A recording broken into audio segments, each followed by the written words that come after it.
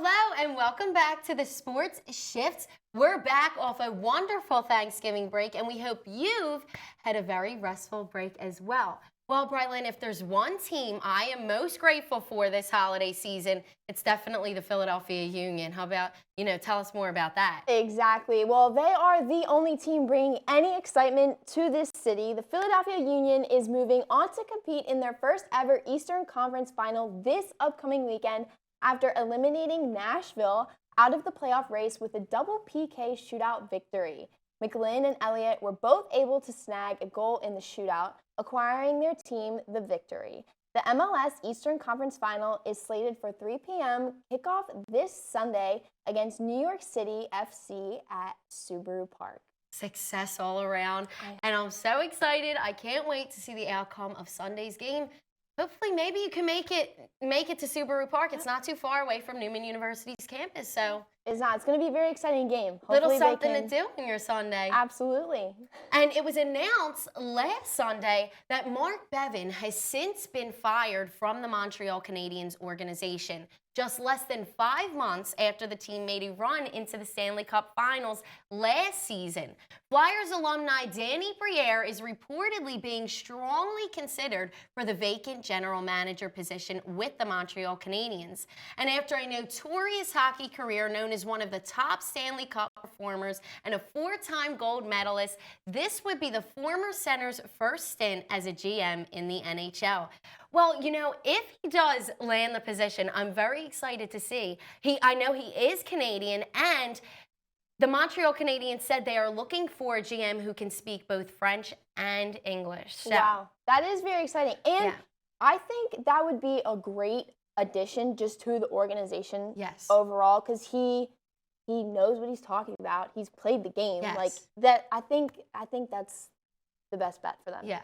Definitely having that notion of playing in the NHL and then, being a general manager, I think he will be a fine fit for the position. So we wish him the best of luck. Yeah, it could definitely bring them some success. Yes. But speaking of success, the Louisville women's volleyball team dominated their regular season, finishing up 28-0. They are the first team to go undefeated in the NCAA since 2013. While snagging the ACC title, they are seated first in the championship bracket. Single elimination begins tomorrow. So that's very exciting for that. Yes. Talk about girl power. Ooh. We always talk about girl power, so we wish them the best of luck. But, here in Philadelphia, we're with our fans right now because our teams are just struggling. Yeah. And as disappointing as Sunday's loss was to the New York Giants, the Eagles are still just a half game behind the Vikings for that 7th spot in the standings. The Eagles just needed one play to erase an otherwise ugly offensive performance and sneak out of a MetLife Stadium with a win. Jalen Rieger failed to make that play, and he failed to make that play twice.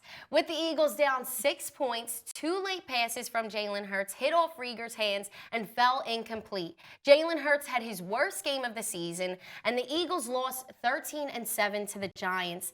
They fell to a record of 5-7 on the season and lost any real momentum they built up over the last month. The Eagles still have 5 games to go in the 2021 season, and they will need to work extra hard if they want to make it anywhere near a playoff position.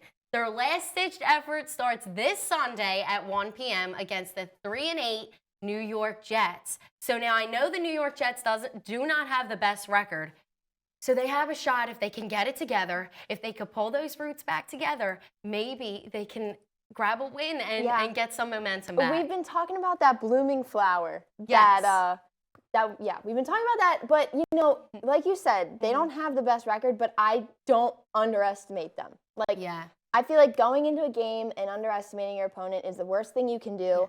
Show up, show out, play the best you can, and hopefully they can come out with a win. Expect the unexpected and be ready for anything. That's all I could give those flowering Eagles. Hopefully they flower and not wither this weekend. But the disappointment kind of just continues. The Flyers are on their worst losing streak under Alain Vigneault, and it continues to linger and grow to 6 games Sunday night as this team stumbled to the Devils 5-2 at the Prudential Center in New Jersey.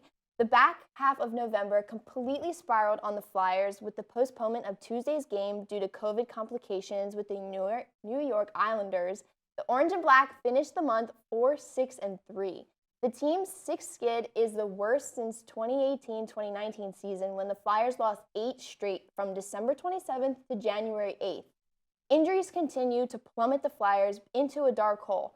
On Sunday night, the Flyers were without Ryan Ellis, Kevin Hayes, Derek Brassard, Nate Thompson, Patrick Brown. Head coach Elaine Vigneault stated, "Keeping our fingers crossed that it stops and that we get some guys back. We've got a good team, but we're like anybody else right now. We're really stretched out." The Flyers are back at it tonight at 7 p.m. against the New York Rangers at Madison Square Garden, where we hope they can put an end to this daunting losing streak. Ria, the Rangers are on a 3-game winning streak. Yes. They're kind of hot. I mean, they've been, in the beginning of November, they were winning, and then they had a bit of a losing streak, but they're back on it. Yeah. So the Flyers have to watch out for that. They do have Kevin Hayes back in the lineup off of injury.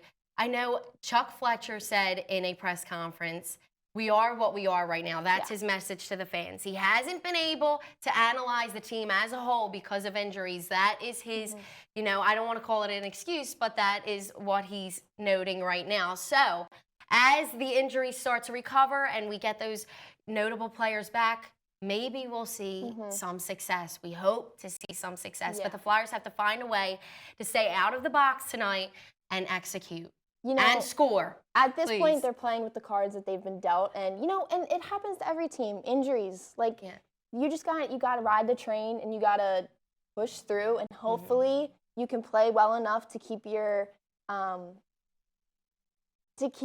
am I trying to say? To keep your train pushing forward. I guess so, because I can't do that right now. Anyways, grab those wins. And hopefully try to keep your eye on playoffs at this point. It's very important at this part of the season. So. Yes, you want to get a run before that Olympic break. We don't want to go on a losing path into that Olympic break. We just don't want it. But let me tell you, the Phillies lost notorious Hector Neris, the Phillies reliever who set a noteworthy Phillies team record on the final day of the 2021 season, signed a 2-year, $17 million free agent contract with the Houston Astros on Saturday. The Phillies had attempted to re-sign Neris as a setup man, a role he excelled in during the second half of 2021, but the pitcher, who was pursued by several other clubs, opted for the Astros, who have been to the postseason 6 of the last 7 games.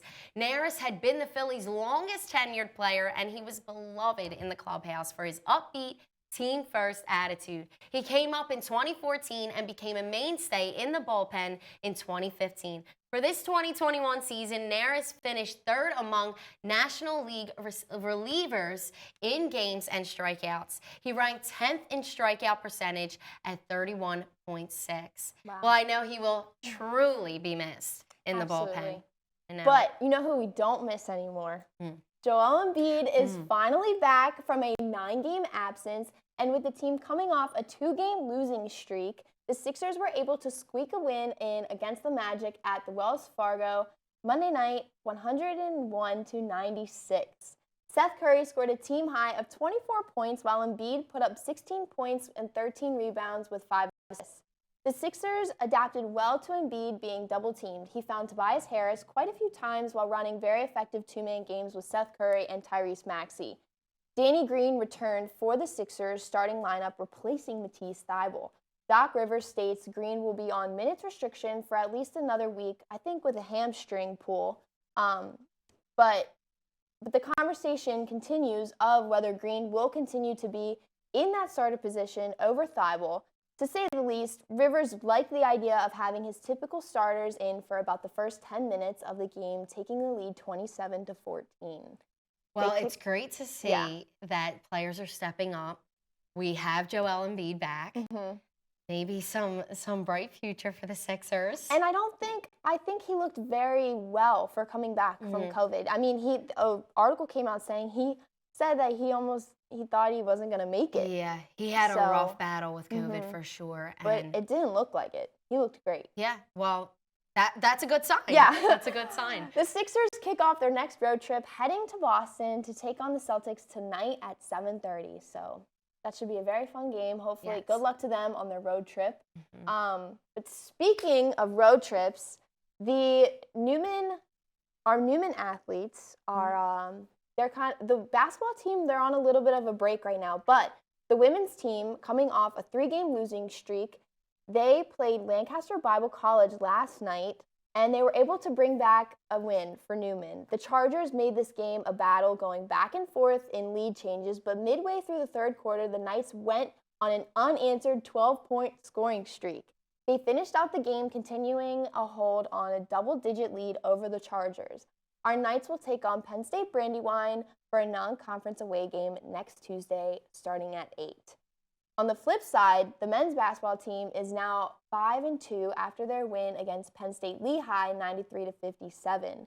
Shout out to four of our Knights in double digits: Jalen Vaughns, Tyson Rawls, Tony James, and TJ Lewis. One of them having a double-double, which is amazing. That's very exciting for them. But the boys have a little bit of a break. They don't play until December 7th, and when they head on down to Maryland to play Washington College. But they're definitely I always hated those week-long breaks in basketball season because all we did was condition. Right. It wasn't like game practice. Those were the best. But when you had a full week of practice, that was the worst. You just want to play. You want to play the game. That's where all the magic happens. But the women's hockey team is looking to end a 3-game losing streak as they were swept by Sunny Canton before Thanksgiving break.